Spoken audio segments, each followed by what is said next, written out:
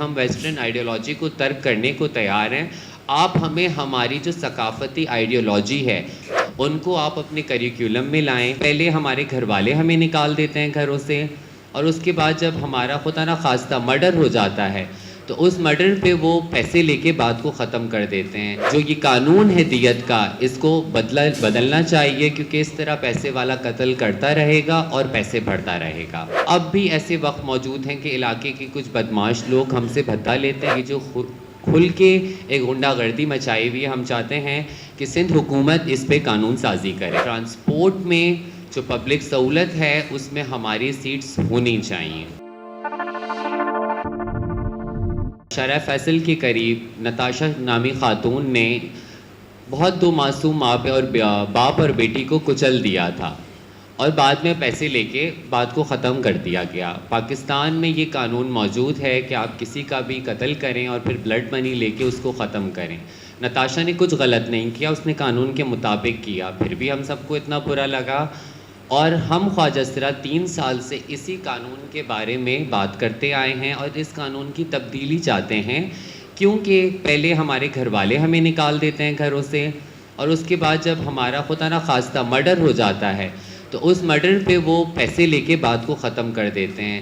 سینکڑوں خواجہ سرا, ہزاروں کی تعداد میں پورے پاکستان میں قتل ہوئے ہیں, اور آج تک صرف ایک کیس میں ہمیں صرف کامیابی حاصل ہوئی ہے. باقی سارے کیسز دیت اور قصاص کے قانون کے تحت ختم کر دیے گئے ہیں. اور ہمارا یہ مطالبہ ہے کہ اس جو یہ قانون ہے دیت کا, اس کو بدلنا چاہیے, کیونکہ اس طرح پیسے والا قتل کرتا رہے گا اور پیسے بڑھتا رہے گا. ہمارے ہاں جب بھی کسی خواجہ سرا کو, کسی ٹرانسجنڈر کو جب گھر کرائے پہ دیا جاتا ہے تب زیادہ معاوضہ لیا جاتا ہے, اور اس کے بعد 3 سے 4 مہینے بعد علاقہ مکینوں کو, یہاں ہمارے ہاں جو ایک بھتہ سسٹم بہت پہلے سے چلتا آ رہا ہے. ایک ٹائم پہ سیکٹر کا وقت تھا, اب بھی ایسے وقت موجود ہیں کہ علاقے کے کچھ بدماش لوگ ہم سے بھتہ لیتے ہیں, اور جب ہم بھتہ نہیں دیتے تو وہ صاف کہتے ہیں کہ ان کی جو ہے رہائش وہ ایک ہم فیملی علاقے میں برداشت نہیں کر رہے.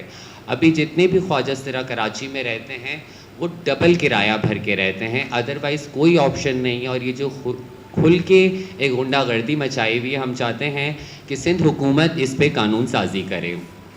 ہمارے ہاں پبلک ٹرانسپورٹ میں ہماری کوئی سیٹس موجود نہیں ہیں. خواجہ سرا کمیونٹی کو سارے لوگ کہتے ہیں کہ آپ جاب کریں, آپ باہر نکلیں, آپ معاشرے کا حصہ بنیں, لیکن اگر میں 30,000 روپے کی نوکری کروں یا 40,000 روپے کی نوکری کروں اور اس میں 25,000 روپے ایک مہینے کا اپنا صرف بس کا رکشہ کا رینٹ ادا کروں, تو ہم کبھی بھی آگے نہیں بڑھ پائیں گے. ٹرانسپورٹ میں جو پبلک سہولت ہے اس میں ہماری سیٹس ہونی چاہیے. ہماری ایک بہت قدیم خواجہ سراؤں کی ہسٹری ہے, اسپیشلی سندھ میں وہ جگہیں آج تک موجود ہیں جو 900 سال پرانی ہیں, 800 سال پرانی ہیں.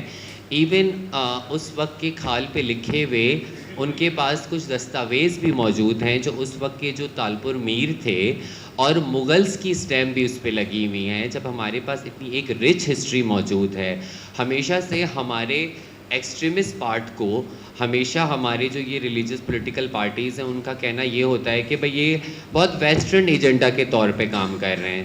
تو ہم آج بہت کھلا اعلان کرتے ہیں کہ ٹھیک ہے, ہم ویسٹرن آئیڈیالوجی کو ترک کرنے کو تیار ہیں. آپ ہمیں ہماری جو ثقافتی آئیڈیالوجی ہے, جو ہماری اپنی ٹرمنالوجیز ہیں, جو 800-900 سال کے ثبوت موجود ہیں, ان کو آپ اپنے کریکولم میں لائیں.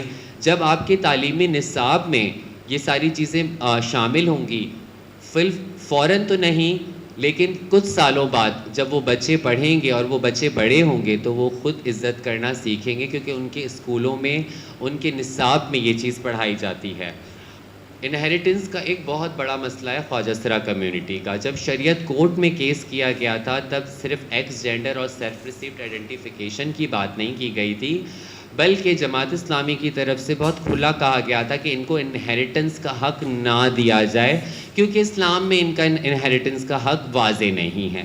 اگر کوئی چیز واضح نہیں ہے تو علماء دین کا کام ہے کہ اس چیز کو واضح کریں, اور جو ہر ایک انسان کا حق ہے وراثت میں حصہ لینا, اس کو ہمیں پورا کرنا چاہیے. اور آج بھی ہمارے پاس ہزاروں کیسز آتے ہیں کہ ماں باپ وراثت کا حصہ نہیں دیتے. اور ایک اور میں آپ کو پوائنٹ کی بات بتاؤں گی کہ جب ہم اپنا حصہ لینے جاتے ہیں تب ہمارا بھائی ہمیں غیرت سے مار دیتا ہے.